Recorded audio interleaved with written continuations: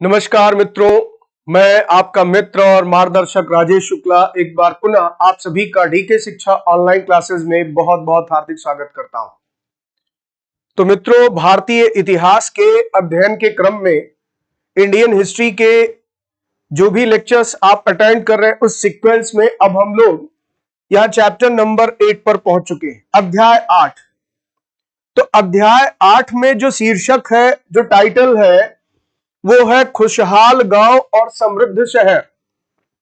यानी प्राचीन भारत के इतिहास का वो दौर जब गांवों में समृद्धि आती है और एक बार पुनः भारतीय उपमहाद्वीप में नगरीकरण की घटना होती।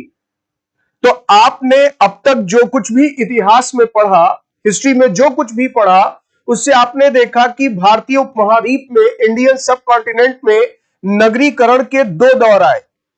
एक नगरीकरण का पहला दौर था, अर्बनाइजेशन का फर्स्ट फेज, जिसे आपने हड़प्पा सिविलाइजेशन में पढ़ा। हड़प्पा सभ्यता के बारे में जब पढ़ रहे थे तो आपने देखा कि किस तरह से नगरीकरण का विकास हुआ।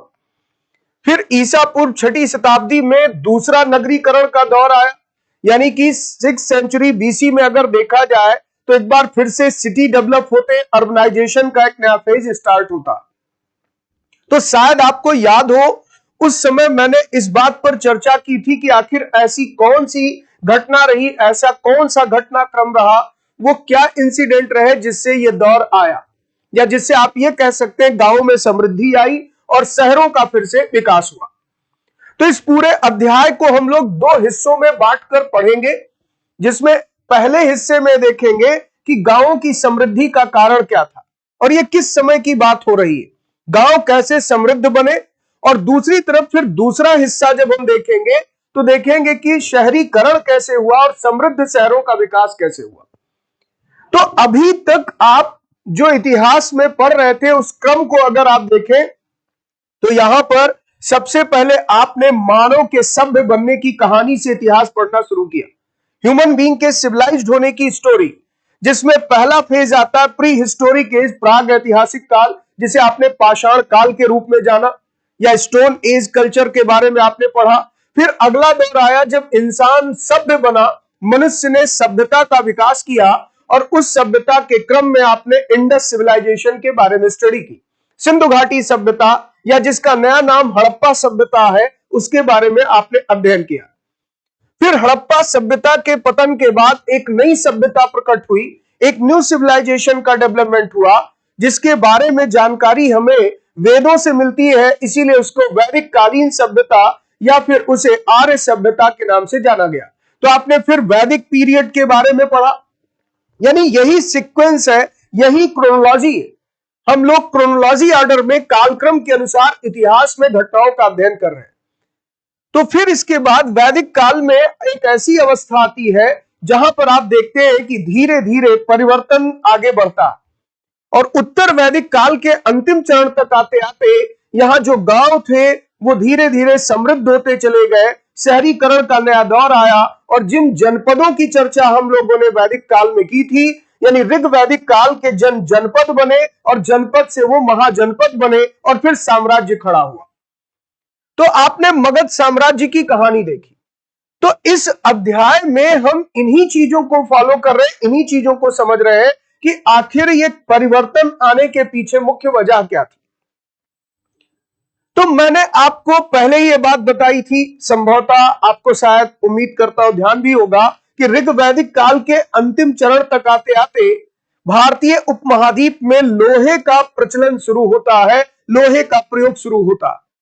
तो आज का ये अध्याय इसी बात पर फोकस करेगा, यानी आज हम लोग अध्याय 8 चैप्टर 8 खुशहाल गांव और समृद्ध शहर, वाइटल विलेज एंड थ्रिविंग टाउन्स के बारे में स्टडी करेंगे, जिसका लेक्चर नंबर 1 होगा। और इस लेक्चर में हम लोग ये डिस्कस करने जा रहे हैं कि यहां खुशहाल गांव और समृद्ध शहर की कहानी क्या कहती है। तो सबसे पहले तो आपको यह स्पष्ट कर दूं कि ईसा पूर्व 6ठी शताब्दी में जो महत्वपूर्ण बदलाव हुए थे, जरा उसको देखें आप। ईसा पूर्व 6ठी शताब्दी,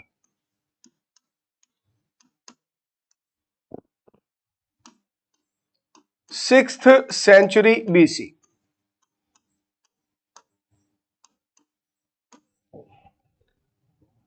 इनमें जब हम बदलावों को गौर करते हैं तो क्या देखते हैं? एक तो सबसे महत्वपूर्ण बदलाव आया कि उत्तर वैदिक काल के जनपद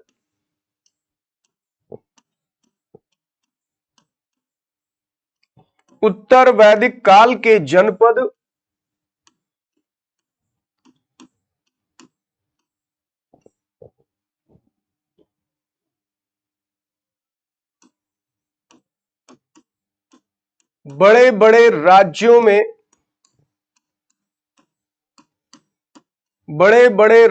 में परिवर्तित हो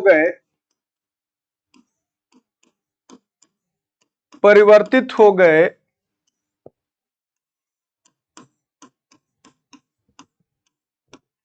जिन्हें महाजनपद कहा गया।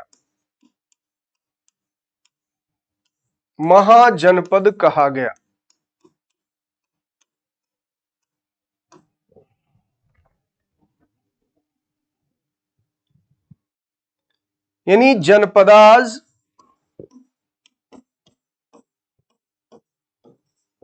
of later Vedic age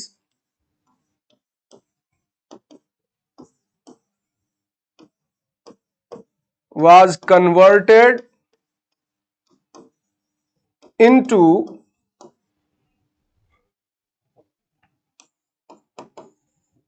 big states and called Mahajanpadas and were known as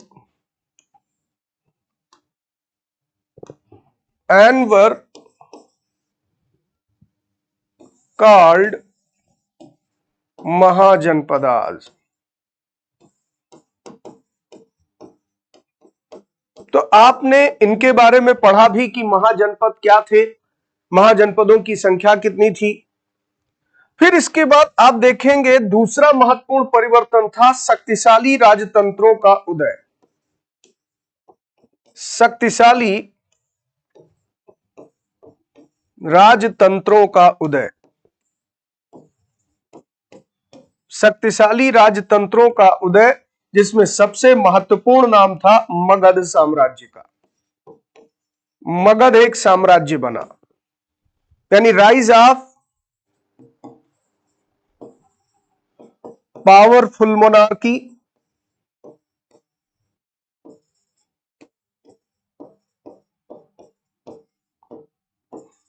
Magadhan umpire.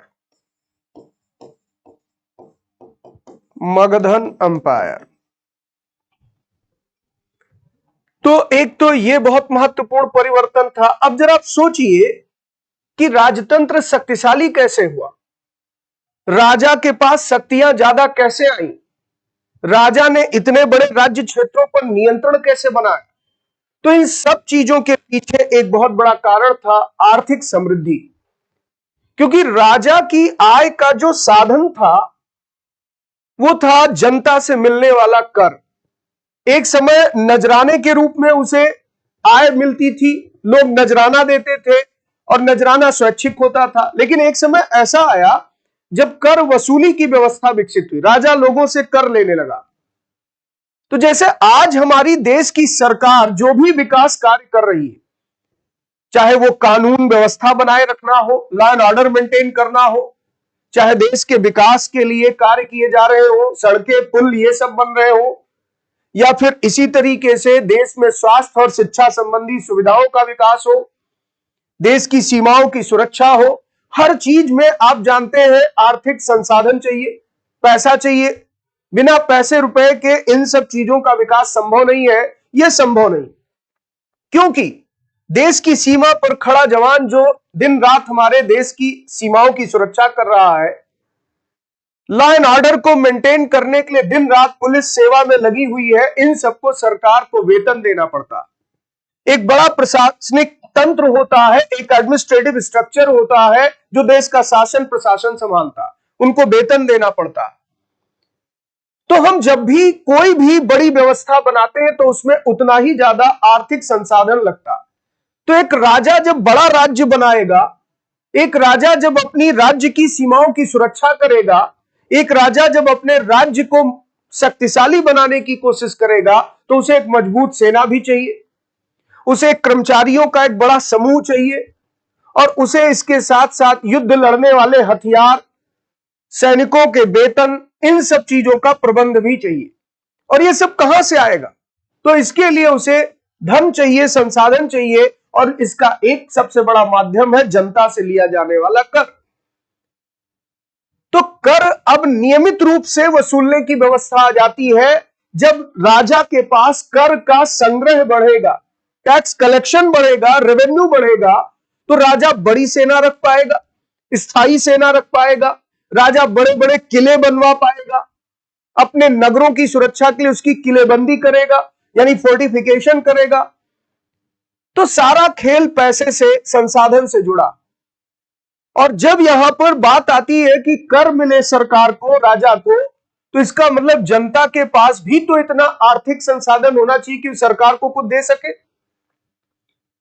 तो जब यहां पर आर्थिक परिवर्तन आया, इकोनॉमिक चेंज आया, यानी कि जनता खुशहाली की तरफ आई, जनता को आर्थिक समृद्धि मिली, किसान और व्यापारी खूब, आप कह सकते हैं, समृद्ध होते चले गए, रिच बनते चले गए, तो राजतंत्र भी मजबूत होता चला गया। तो ये अपने आप कह सकते हैं एक दूसरे से जुड़ा हुआ पहलू। जब अर्थव्यवस्था मजबूत हुई तभी राजतंत्र मजबूत हुआ। तो अर्थव्यवस्था कैसे मजबूत हुई, आज का यह अध्याय इसी पर चर्चा करेगा, यानी कि आर्थिक समृद्धि का कारण क्या रहा।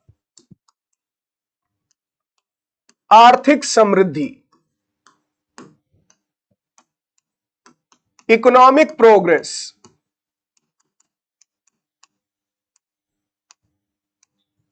तो आप जानते ही हैं कि भारत की अर्थव्यवस्था बहुत पुराने समय से लेकर आज तक कृषि प्रधान है। आज भी हम कहते हैं कृषि प्रधान अर्थव्यवस्था है भारत में।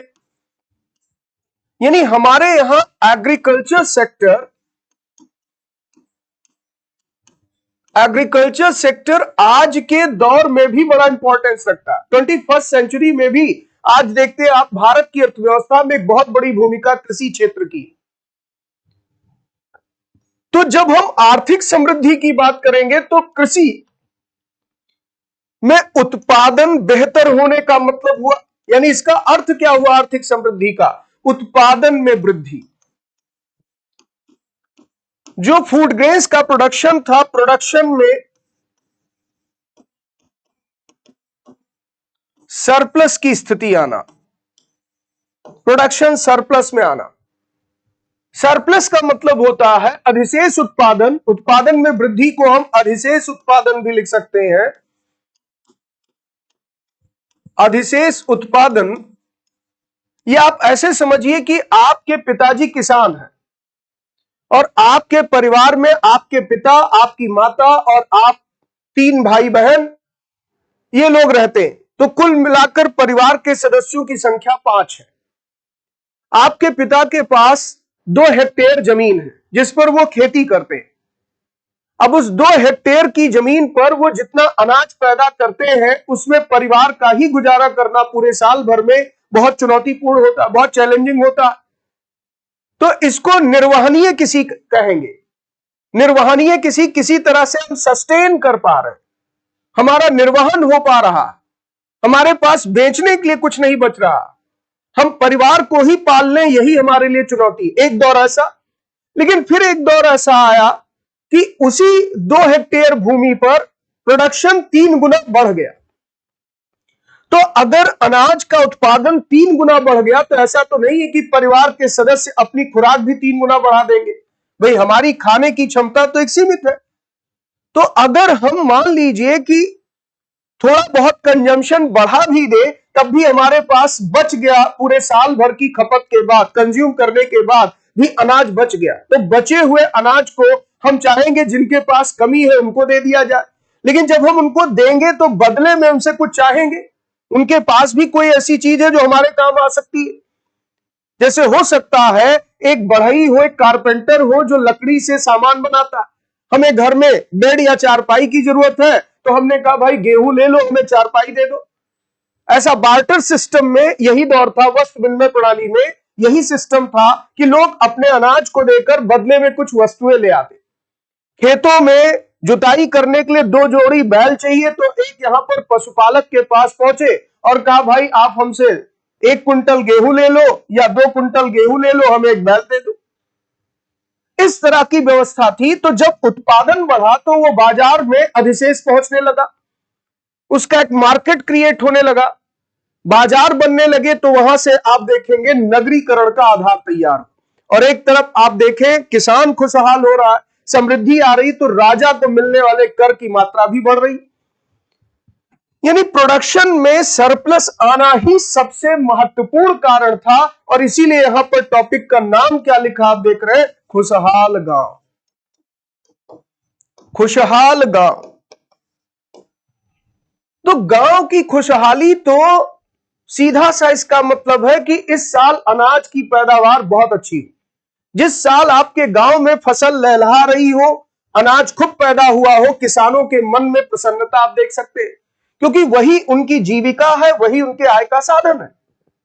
लेकिन प्रश्न तो यह खड़ा होता है कि आखिर ऐसा क्या हुआ जिससे कृषि क्षेत्र में उत्पादन बढ़ा। तो इसमें सबसे महत्वपूर्ण बात है लोहे का प्रयोग।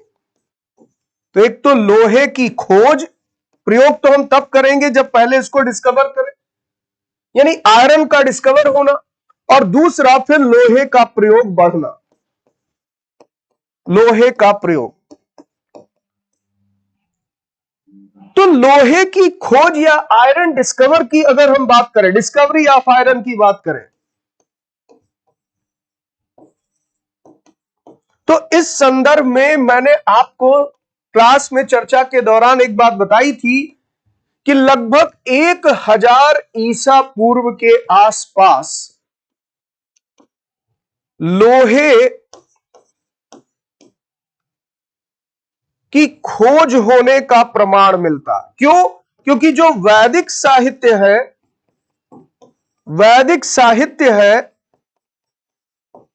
वैदिक लिटरेचर, खासकर मैं ऋग्वेद की भी अगर बात करूं, तो ऋग्वेद में इस तरह के संकेत मिलते। एक शब्द आया है कृष्ण अयस। कृष्ण अयस, यह शायद लोहे के लिए प्रयोग किया गया। यह टर्म कृष्ण शब्द का प्रयोग काले रंग के लिए होता है, और अयस का मतलब होता है धातु, यानी मेटल। तो यहां पर कृष्ण अयस के आधार पर माना जाता है लगभग 1000 ईसा पूर्व के आसपास आर्यों ने लोहे का प्रयोग करना शायद शुरू कर दिया। उनको ज्ञान हो गया लोहे का, क्योंकि आपने पढ़ा था मानव द्वारा प्रयुक्त पहली धातु, पहला मेटल था कॉपर, तांबा। और फिर इसके बाद आपने सिंधु घाटी सभ्यता का जब इतिहास पढ़ा, हड़प्पा सभ्यता पढ़ी, तो आपने देखा एक नई धातु का आविष्कार उन लोगों ने किया, कांसा। लेकिन लोहा तब भी नहीं आया। तो 1000 ईसा पूर्व के आसपास वैदिक साहित्य से पता चलता है कि लोहे का प्रचलन शुरू हुआ। और आपने एक चैप्टर पढ़ा था, उम्मीद करता हूं याद भी होगा, महापाषाण काल। महापाषाण काल हम लोग इस पर चर्चा कर चुके हैं। मेगालिथिक एज,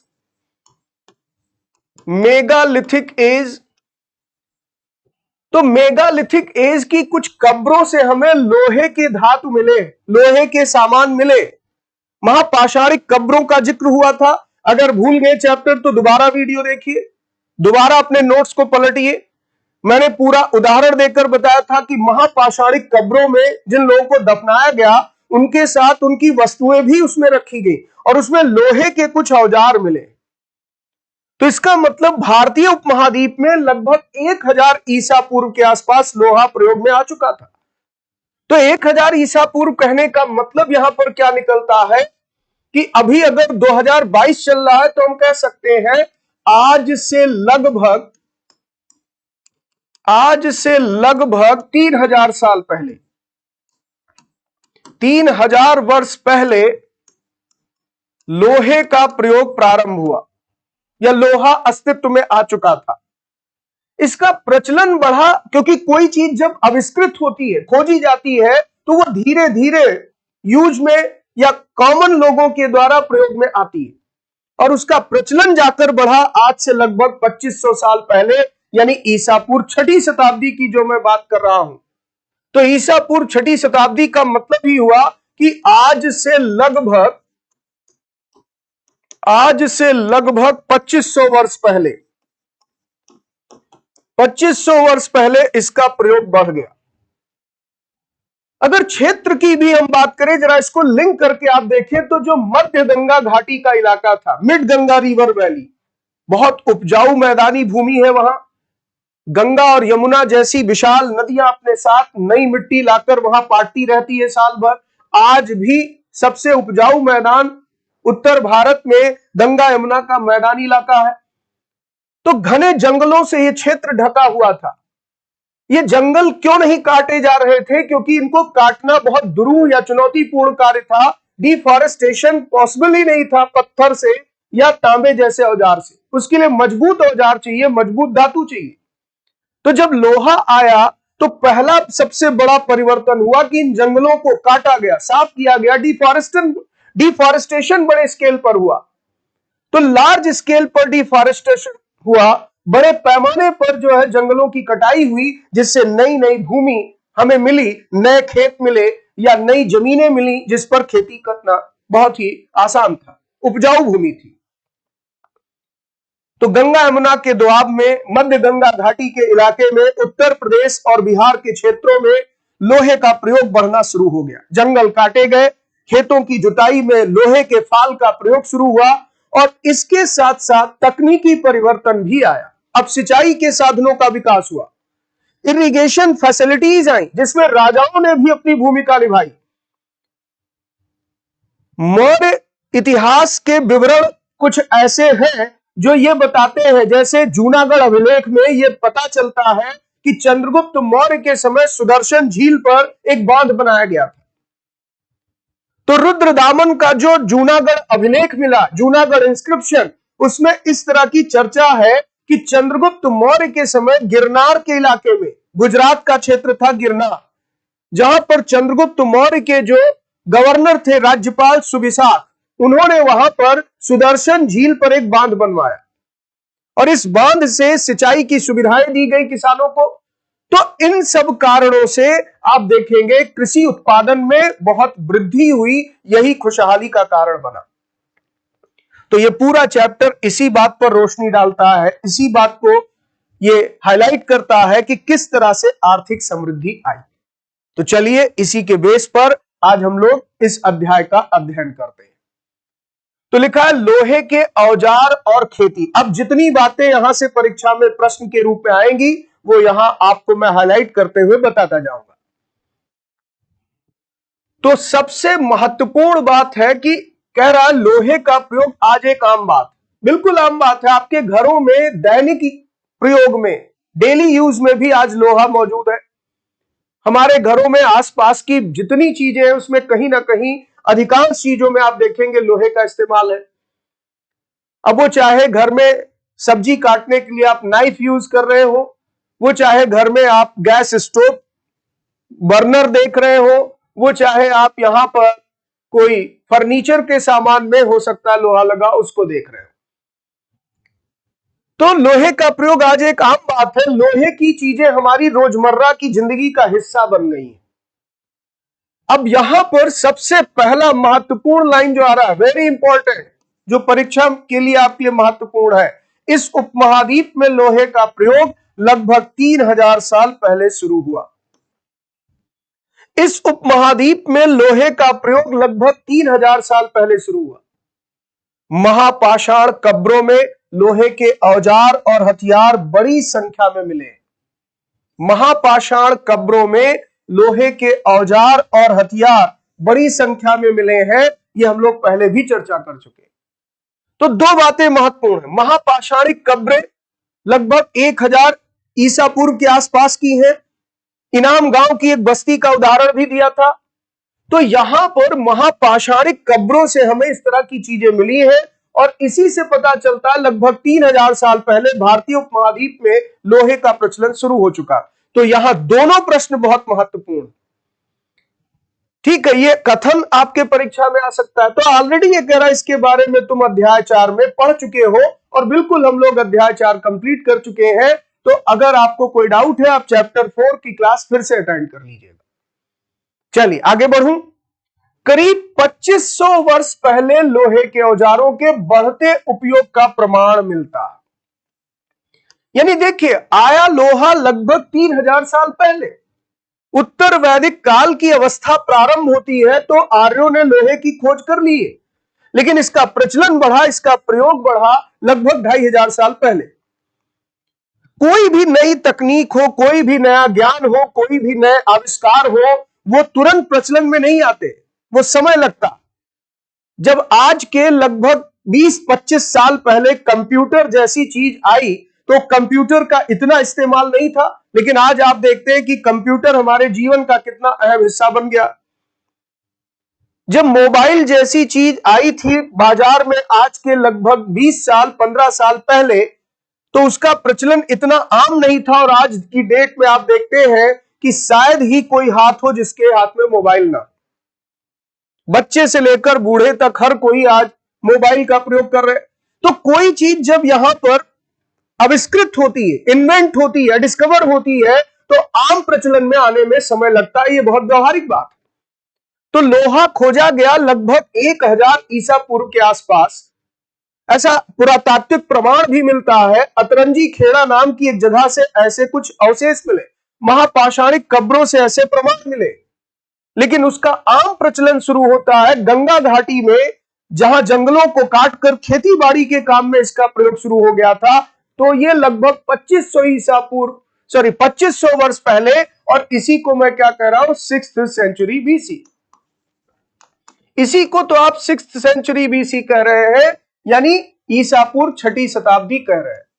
तो ईसापुर 6ठी शताब्दी में लोहे का प्रयोग बढ़ने लगा, और खासकर मैंने क्या कहा, किन क्षेत्रों में, तो गंगा घाटी में। गंगा घाटी में इसका प्रचलन तेजी से बढ़ा। इससे लाभ देखिए क्या हुआ, जंगलों को साफ करना आसान हुआ, डिफॉरेस्टेशन, क्योंकि अब कुल्हाड़ियां बनाई गई, लोहे की कुल्हाड़ियां। तो एक तो जंगलों को साफ करने के लिए कुल्हाड़ियां, और दूसरी तरफ खेतों की जुताई करने के लिए हलों के फाल बनाए गए लोहे के। तो पहले खेतों की जुताई करने के लिए लकड़ी का फाल होता था, लकड़ी का एक तिकोना भाग। आपको चित्र भी दिखाया था मैंने जब आपको अध्याय 5 पढ़ा रहा था, याद होगा तुम्हें। तो हम लोग पिछले अध्याय में जब अध्याय 5 पर चर्चा कर रहे थे, तो लोहे के फाल के इस्तेमाल के बारे में चर्चा हुई थी, जिससे कृषि का उत्पादन बढ़ गया। तो इस तरह के लोहे के औजार आपने भी देखे होंगे, जैसे कुल्हाड़ी, सणसी, इस तरह की चीजें। तो हसिया, कुल्हाड़ी, सणसी, इस तरह की चीजें आपने, हसिया भी देखा होगा, गांवों में बहुत आम प्रचलन में ये सब चीजें आती है। ये कह रहा है कि लोहे की ऐसी 5 चीजों की सूची बनाओ जिनका प्रयोग तुम रोज करते हो। तो इस पर तो 5 क्या 50 लिस्ट बन सकती है। लोहा हमारे जीवन का बहुत अहम हिस्सा है। तो आज के युग में भी कहा जाता है लोहा ही वो धातु है जिसने क्रांति मचा रखी। जैसे स्टील की हम बात करें, आयरन से ही बनता है। आप घर में जिस प्लेट पर खाना खाते हैं, जिस थाली में खाना खाते हैं, वो भी कहीं ना कहीं लौह धातु से ही बना, स्टील। तो कुल मिलाकर के हम ये कह सकते हैं कि लोहा हमारे जीवन का हिस्सा बना लगभग 2500 वर्ष पहले, ईसापुर 6ठी शताब्दी में। खोज हुई लगभग 3000 साल पहले, आम प्रचलन में आ गया, और इससे सबसे बड़ा लाभ मिला कृषि उत्पादन बढ़ने में। यहीं से गांव की खुशहाली आएगी, क्योंकि गांव का मतलब है खेतीबाड़ी का क्षेत्र, खेतीबाड़ी करने वाले लोगों का समूह। तो जब उनका उत्पादन का स्तर बढ़ेगा तभी तो आर्थिक संसाधन बढ़ेंगे और गांव खुशहाल होंगे। तो आप समझ रहे होंगे बच्चों की टॉपिक का नाम कैसे चुनते हैं। एनसीईआरटी की बुक में टॉपिक का इन्होंने जो नाम रखा है, खुशहाल गांव, वाइटल विलेज, उसके पीछे की पूरी कहानी बता रहे खुशहाली कैसे आई। तो आयरन टूल्स और एग्रीकल्चर का क्या रिलेशन है, ये इसमें बताने की कोशिश की गई है। और इस तरीके से कुल मिलाकर जब आप कहेंगे कि आयरन आया, तो इससे एग्रीकल्चर प्रोडक्शन क्या हुआ, इंक्रीज हुआ। ये रिजल्ट। आगे बढ़े। फिर कृषि उत्पादन बढ़ाने के लिए उठाए गए कुछ अन्य कदम थे जिसमें मैंने जिक्र किया, जैसे सिंचाई, सिंचाई की सुविधाओं का विकास, यह भी एक बहुत महत्वपूर्ण परिवर्तन था। 3 महत्वपूर्ण बातें यहां आपको ध्यान देनी है। एक पहला पॉइंट मैंने बताया, लोहे के फाल का प्रयोग, लोहे के फाल का प्रयोग यानी आयरन प्लगर का यूज हुआ। दूसरा क्या बताया था, धान की रोपण फसल तैयार की गई, धान की रोपण फसल,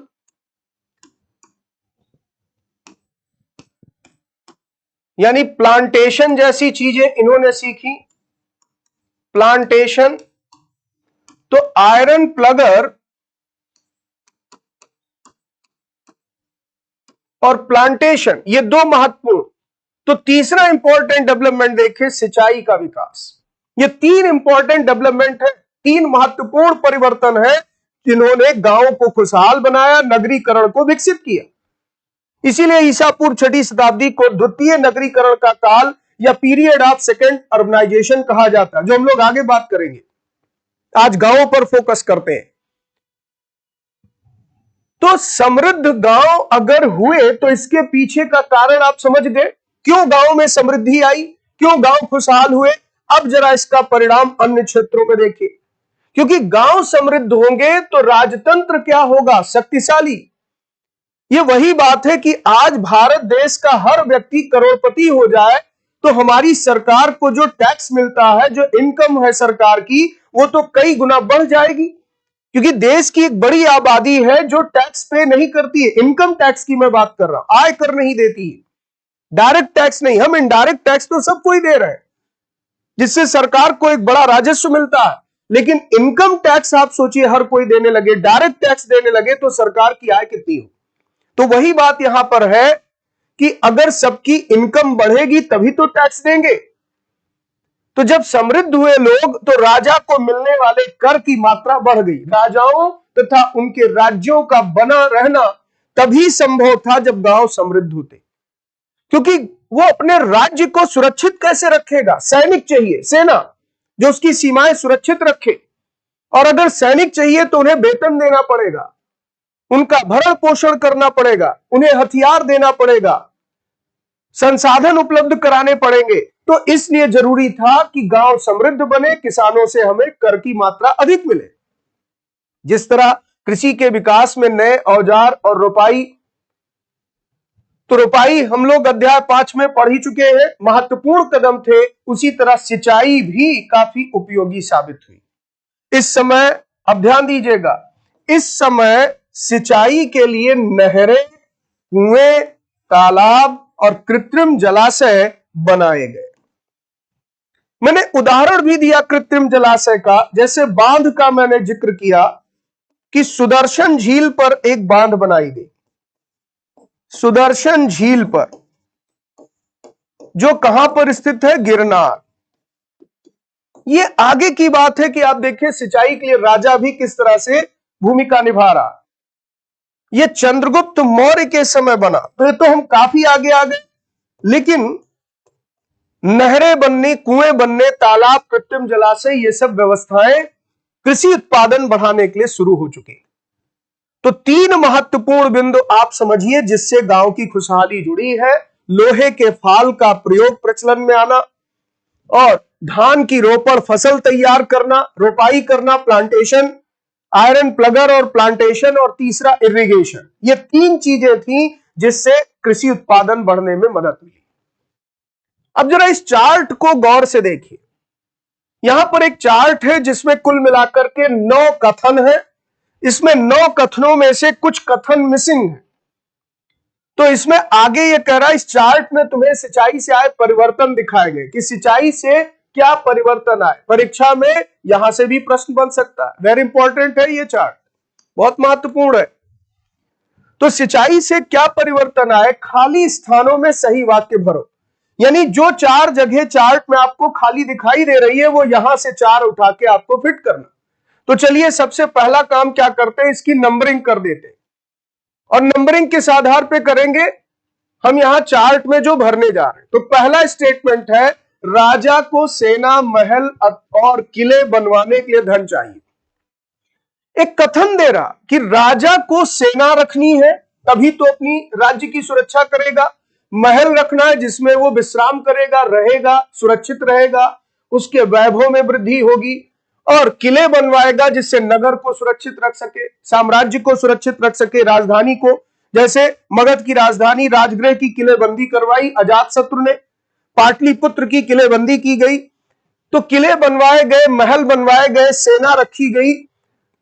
इन सब चीजों के लिए राजा को क्या चाहिए? धन चाहिए। अब ये धन कहां से आए?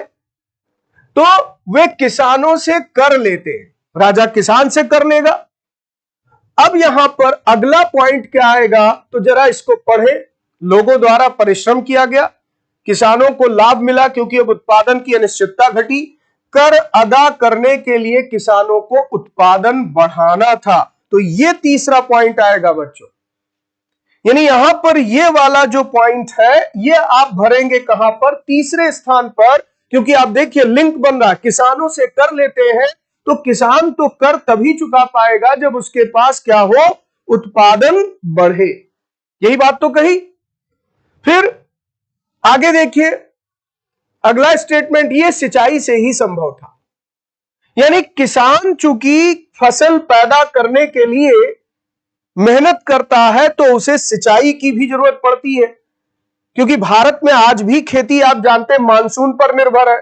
तो फसलों को सींचा नहीं जाएगा, फसल अच्छी तैयार नहीं होगी। तो इसके लिए सिंचाई की आवश्यकता थी, संसाधन हो, सिंचाई से ही संभव था। अब यहां पर आगे ये क्या कह रहा है, जरा देखिए।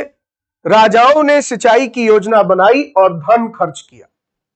तो ये हो गया आपका अगला पॉइंट। यानी कि देखिए चौथा वहां पर दिया है, तो पांचवा पॉइंट यहां हो जाएगा। ये हो गया आपका पांचवा पॉइंट। तो ये पांचवें पॉइंट पर आप भरेंगे इसको कि राजाओं ने सिंचाई की योजना बनाई और धन खर्च किया। आप सोच रहे हैं राजा क्यों करेगा? क्योंकि राजा भी तो चाहता है कि हमारे देश की प्रजा, हमारे राज्य की प्रजा समृद्ध हो, खुशहाल हो, खूब उत्पादन बढ़े और हमें कर ज्यादा मिले। तो एक दूसरे से अन्योन्याश्रित है, इंटर रिलेटेड है, इसलिए ऐसा किया जा रहा। अब इसके बाद यहां पर जब राजा ने सिंचाई की योजना बनाई, धन खर्च करना शुरू किया, तो आगे देखिए क्या हुआ।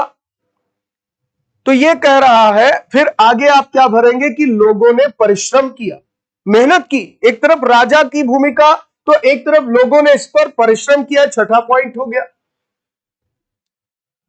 अब लोगों ने परिश्रम किया तो कृषि उत्पादन बढ़ा और इसके साथ साथ राजस्व भी बढ़ा और किसान खुशहाल हो गया क्योंकि अब उसको लाभ मिला। अब उत्पादन की अनिश्चितता घट गई। ये अंतिम पॉइंट है।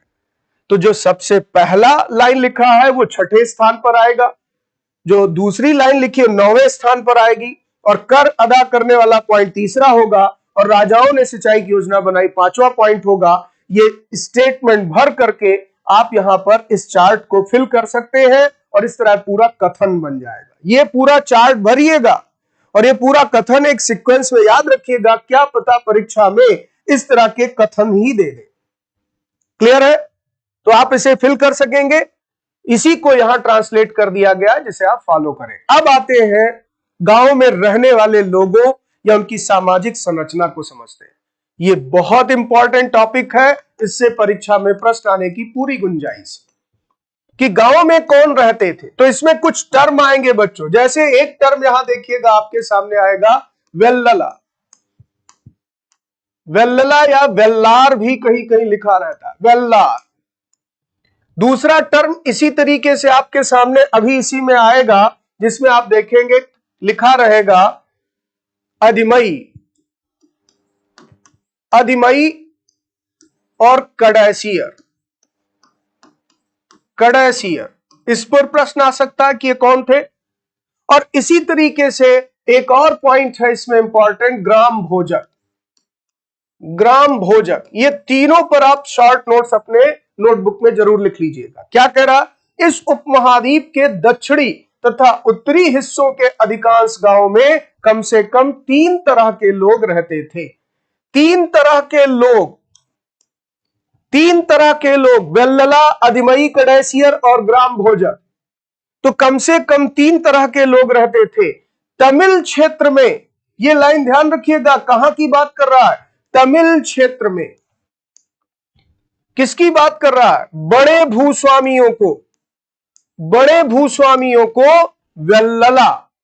तो वेल्लला कौन हो गए? आप कह सकते हैं कि ये बड़े भूस्वामी हो गए। किस क्षेत्र में रहते थे? तमिल क्षेत्र में।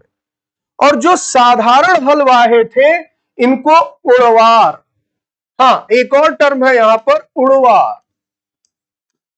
उड़वार तो तमिल क्षेत्र में ही ये बता रहा है। ये ध्यान रखिएगा, जो साधारण हलवाहे हैं ये हो गए उड़वार। और फिर जो भूमिहीन मजदूर हो गए, जो दास हो गए, इनको कड़ैसियार और अधिमई कहा जाता।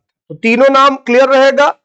ये तीन नाम इसने बताए, कड़ैसियार और अधिमई। ये कौन हो गए? भूमिहीन मजदूर और दास। उड़वार कौन हो गए? साधारण हलवाहे। और वेल्लला कौन हो गए? तो बड़े भूस्वामी। और ये तीनों कहां से हैं? तमिल क्षेत्र से। तो तमिल प्रदेश में जो गांवों में रहने वाले, तमिल प्रदेश में जो गांव में रहने वाले तीन लोग थे, उसमें एक कौन थे? वेल्लला। एक कौन थे? तो उनको कहा गया उड़वार। और एक कौन थे? तो इनको कहा गया कड़ैसियार, कड़ैसियार या अधिमई। अधिमई।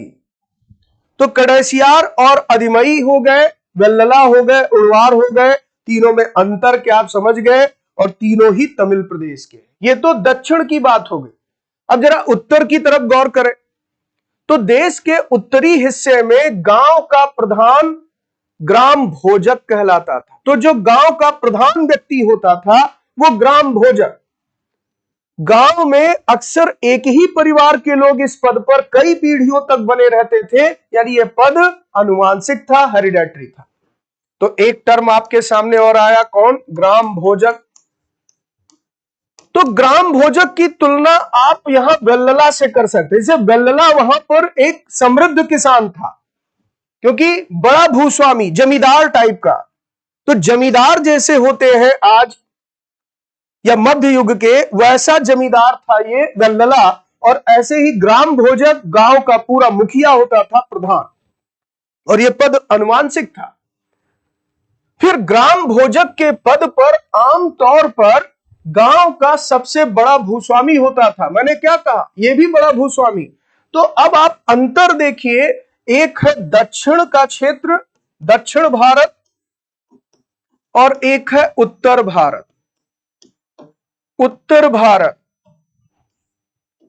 दक्षिण में जो स्थिति वेल्लला की है, वही स्थिति अपने इधर उत्तर भारत में किसकी होती थी? ग्राम भोजक की। ग्राम भोजक। और ये दो के दोनों बड़े भूस्वामी होते थे। साधारणतः इनकी जमीन पर इनके दास और मजदूर काम करते थे। इसके अतिरिक्त प्रभावशाली होने के कारण प्राय राजा भी कर वसूलने का काम इन्हें ही सौंप देते थे। राजा भी कर वसूलने का काम इन्हें ही सौंपता था, क्योंकि ये प्रभावशाली थे, गांव में इनका प्रभाव था। और यही कारण रहा कि आप देखेंगे आगे चलकर अंग्रेजों के समय में, ब्रिटिश शासनकाल में भी बड़े बड़े जमींदारों को ही जिम्मेदारी दी गई थी कर वसूलने की। लगान जो है वो बड़े बड़े जमींदार वसूलते थे ब्रिटिश काल तक। तो परंपरा सदियों से चली आ रही थी। ये न्यायाधीश का भी और कभी कभी पुलिस का काम भी करते थे। यानी जैसे आज पंचायत में आप देखते हैं ग्राम प्रधान की भूमिका, मुखिया की भूमिका, तो कभी कभी पुलिस का भी काम राजा के लिए कर देते थे और न्यायाधीश की भी भूमिका में होते थे। तो यहां पर वेल्लला हो या ग्राम भोजक हो, इनकी भूमिका बहुत महत्वपूर्ण थी। तो ग्राम भोजक यहां पर इनकी तीनों महत्वपूर्ण विशेषताएं आपको ध्यान रखनी है। कौन कौन सी? तो एक तो ये बड़ा भूस्वामी, बड़ा भूस्वामी होता था। दूसरा, ये कर संग्राहक की भी भूमिका निभाता था, कर संग्राहक, टैक्स कलेक्टर भी होता था। और इसके साथ साथ न्यायाधीश और पुलिस की भी भूमिका में कभी कभी दिखाई देता था। तो सारे तथ्य याद रहेंगे। आगे बढ़ा जाए। फिर ग्राम भोजकों के अलावा अन्य स्वतंत्र कृषक भी होते थे जिन्हें गृहपति कहा जाता था। तो गृहपति कौन है? स्वतंत्र कृषक, यानी एक तो दास हो गया जो ग्राम भोजक के खेतों में काम करे, मजदूर हो गया जो ग्राम भोजक के खेतों में काम करे। इसके अलावा कुछ स्वतंत्र किसान जो अपने खेतों में काम करते थे, उन्हें क्या कहते थे? गृहपति। तो आपके लिए यहां पर एक इंपॉर्टेंट टर्म आ गया, गृहपति, स्वतंत्र किसान। इनमें ज्यादातर छोटे किसान ही होते थे, क्योंकि बड़े भूस्वामी तो ग्राम भोजक हो गए। इसके अतिरिक्त कुछ ऐसे स्त्री पुरुष थे जिनके पास अपनी जमीन नहीं होती थी। इनमें मैंने कहा दास, जिनको कर्मकार कहा जाता था, और जिन्हें दूसरों की जमीन पर काम करके अपनी जीविका चलानी पड़ती थी। तो उत्तर भारत में भी आप देख रहे हैं 3 तरह के लोग गांव में निवास करते थे। एक ग्राम भोजक हो गया, एक गृहपति हो गया, और एक यहां पर कर्मकार हो गया, कर्मकार या दास।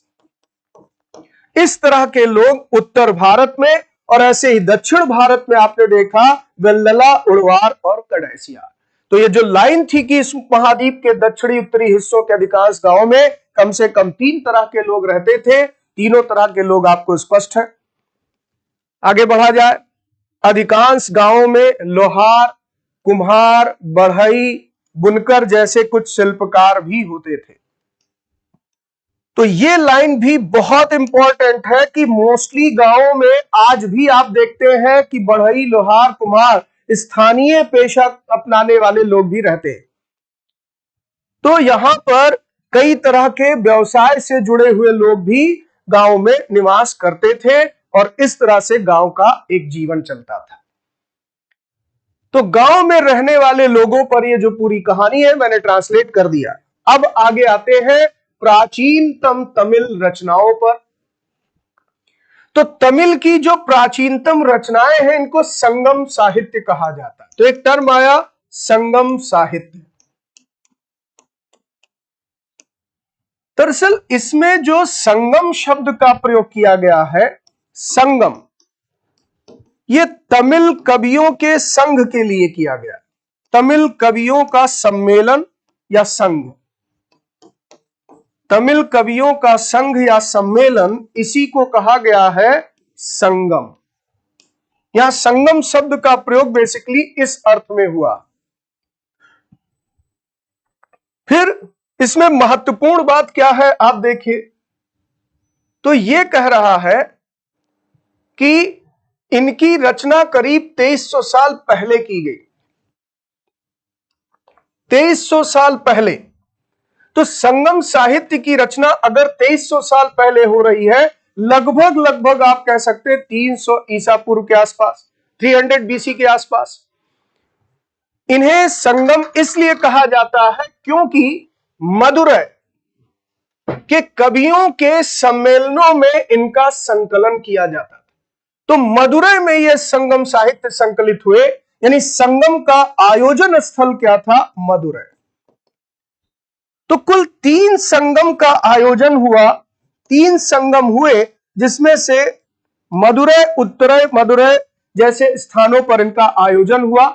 ये कह रहा मानचित्र में देखिए, तो मानचित्र में आप देख सकते हैं यह है मदुरै। पांड्य वंश के राजाओं का इसे संरक्षण मिला था, यह भी ध्यान रखिए। मदुरै आज के तमिलनाडु के रीजन में है, और यहां पांड्य वंश के राजाओं का शासन था, और पांड्य वंश के राजाओं का इसको संरक्षण था। पांड्य वंश के राजाओं का इस पर संरक्षण था, जहां से इनका शासन संचालित हुआ। तो गांव में रहने वाले जो तमिल नाम अभी हम पढ़ रहे थे, इनका उल्लेख जहां किया, अभी आपने देखा ये संगम साहित्य में ही पाए गए।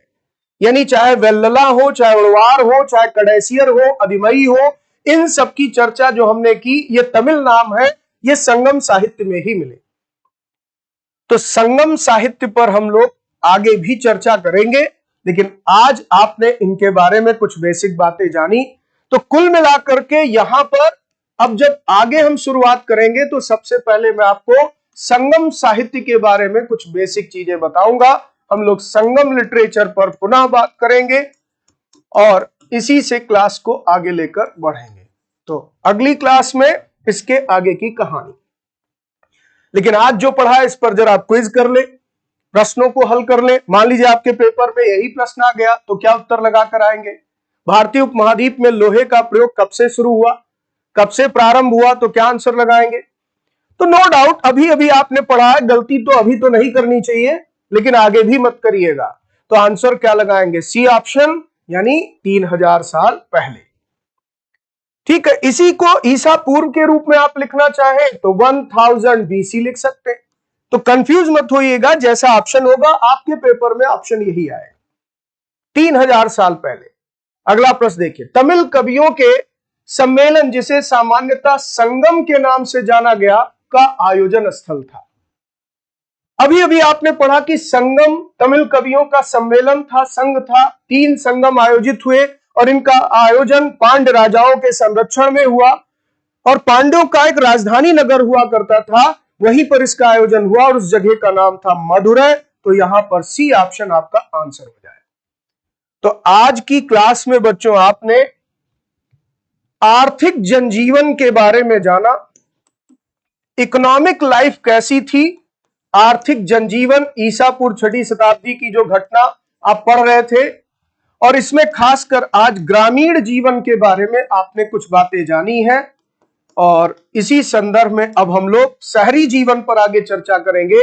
आज हमने वाइटल विलेज की बात की है, इसी के आगे शहरी जीवन की बात करेंगे। तो नेक्स्ट क्लास में हम लोग इसी चैप्टर पर आगे चर्चा करेंगे, यानी अभी आप अध्याय 8 पर लेक्चर नंबर 2 में मुझे मिलेंगे अगली क्लास में। ठीक, तो आज के सेशन को यहीं समाप्त करता हूं।